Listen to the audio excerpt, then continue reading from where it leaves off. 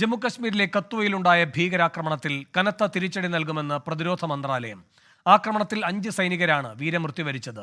5 സൈനികർക്ക് പരിക്കേറ്റു. മേഖലയിൽ ഏറ്റുമുട്ടൽ തുടരുകയാണ്. വീരമൃത്യു വരിച്ച സൈനികരുടെ മൃതദേഹങ്ങൾ കരസേന എയർലിഫ്റ്റ് ചെയ്തു. പാകിസ്ഥാനിൽ നിന്ന് നുഴഞ്ഞുകയറിയ ഭീകരരാണ് ആക്രമണം നടത്തിയത് എന്നാണ് സൂചന. ബൽറാം നെടുങ്ങാടി ഡൽഹിയിൽ നിന്ന് ചേരുന്നു കൂടുതൽ വിവരങ്ങളുമായി. ബൽറാം, എന്താണ് പ്രതിരോധ മന്ത്രാലയത്തിന്റെ പ്രതികരണം? വിവരങ്ങൾ എന്തൊക്കെ?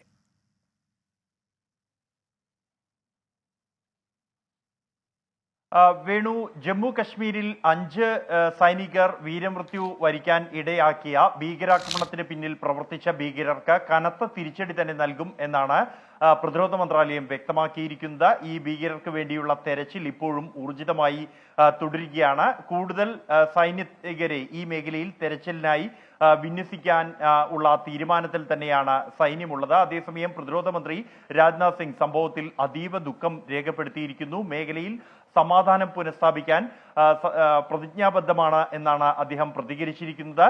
പ്രദേശത്ത് ഇപ്പോഴും തെരച്ചിൽ തുടരുകയാണ്. ഭീകരർ ഈ വനമേഖലയിൽ ഒളിച്ചിരിക്കുന്നുണ്ട് എന്നാണ് ലഭിച്ചിരിക്കുന്ന വിവരങ്ങൾ. പ്രാഥമികമായി സൈന്യം ഈ വാഹനവും ഈ പരിസരവും പരിശോധിച്ചതിൽ നിന്നും വിദേശ നിർമ്മിതമായ തോക്കുകൾ, അമേരിക്കൻ നിർമ്മിതമായ ആയുധങ്ങളാണ് ഈ ആക്രമണത്തിനായി ഉപയോഗിച്ചിരിക്കുന്നത് എന്നാണ് കണ്ടെത്തിയിരിക്കുന്നത്.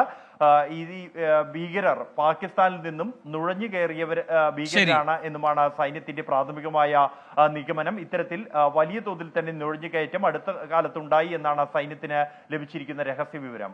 ബൽറാം നെടുങ്ങാടിയാണ് ഡൽഹിയിൽ നിന്ന് വിവരങ്ങൾ നൽകിയത്.